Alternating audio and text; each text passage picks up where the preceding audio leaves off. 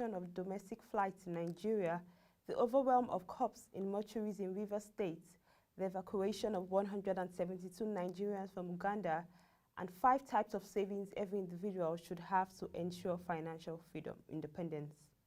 We begin with the first update that the federal government has approved the resumption of domestic flights across the nation's airports with effect from July 8th after months of shutdown.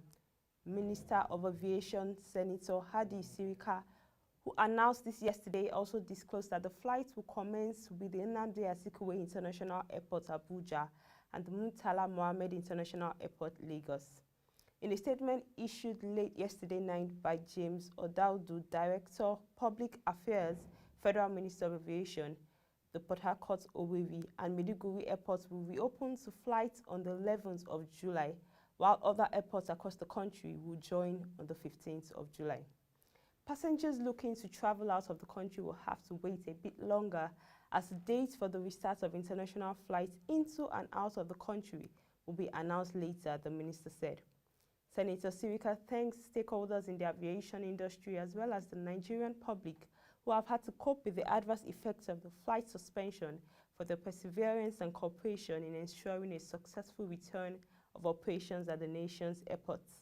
He advised passengers to abide by the safety guidelines and protocols put in place to ensure that the airports don't become channels of infection for the dreaded coronavirus. He further assured the government's commitment to the rapid recovery of the aviation industry.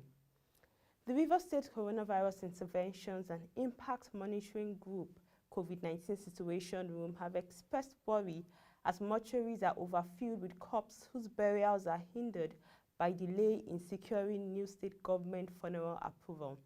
The Situation Room, a coalition of civil society organizations and media stakeholders, raised the concern in their latest periodic monitoring updates released in Port Harcourt yesterday, as relatives of dead persons to alleged hard times in security. The Rivers State government new burial approval recently gazetted as part containment measure against coronavirus. Under the established guidelines, relatives wishing to bury a loved one in Rivers soil or opting to move it outside the state must seek Governor Wike's approval by application through the State Commissioner for Health, with key requirements to be met and defaulters liable to 10 million naira fine.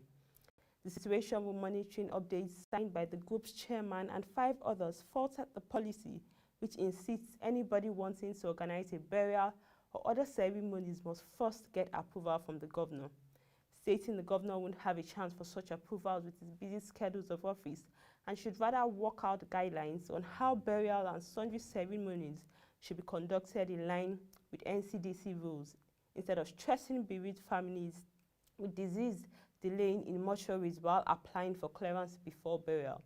The government should also publish and publicize all guidelines on newspapers, social media, news bulletins, and on leaflets on the streets.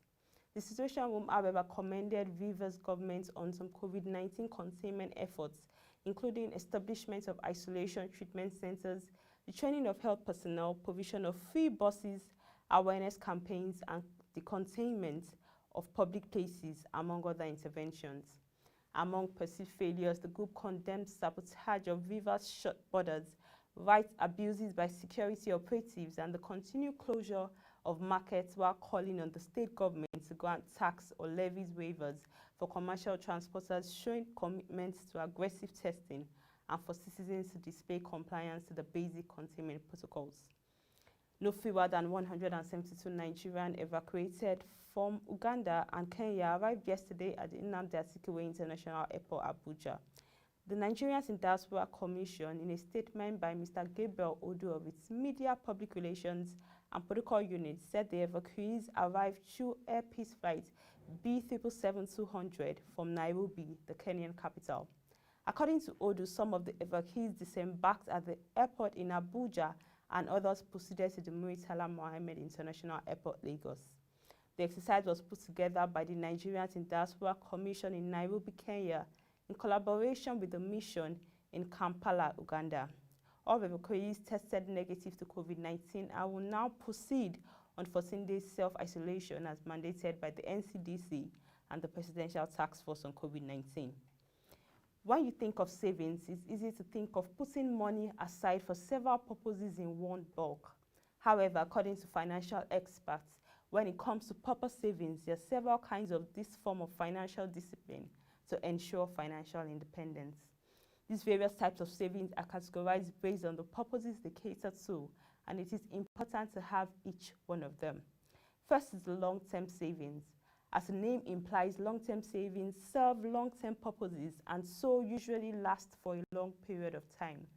Long-term savings are savings designed to mature over a long period of time too, usually depending on the type of account you operate or the system and e-commerce platform operates. One may or may not have certain restrictions to withdrawing the said funds. It's important to keep in mind the interest rates your long-term savings account will yield, as well as be mindful of making withdrawals before the maturity date set for the account. The latter usually comes with implications such as a cut on interest rates. Another important factor to keep in mind is comparing interest rates of several savings accounts to be on the winning side of getting the best interest rates in the markets. You definitely need to pay attention to the fees a long-term savings account would incur, because these fees could bite into your savings and rip up every interest acquired.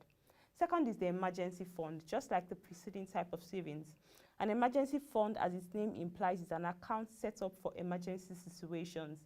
Think of unexpected things that could happen to a person, such as falling ill, losing a job, and so on. This account takes care of these kinds of emergencies. In non-financial terms, think of emergency funds as life jackets which help a person stay afloat during an emergency situation or unforeseen circumstances. Also, there's the short-term savings. Short-term savings are funds designed to stay in an account for a short period of time. Usually, funds which last within 6 months to 3 years are considered to be short-term savings. Number 4 is the recurring expenses savings. This is almost similar to emergency funds, but for expenses which also come up, such as gifts for a family member's birthday, gifts during the holidays, and so on. This type of savings is referred to as recurring because they are always coming up. And lastly, we have the splurge or just for fun savings. This is a savings set aside for fun things. It usually consists of leftover savings a person set aside to attend to fun activities like shopping during Black Friday, buying that phone you've always wanted, etc.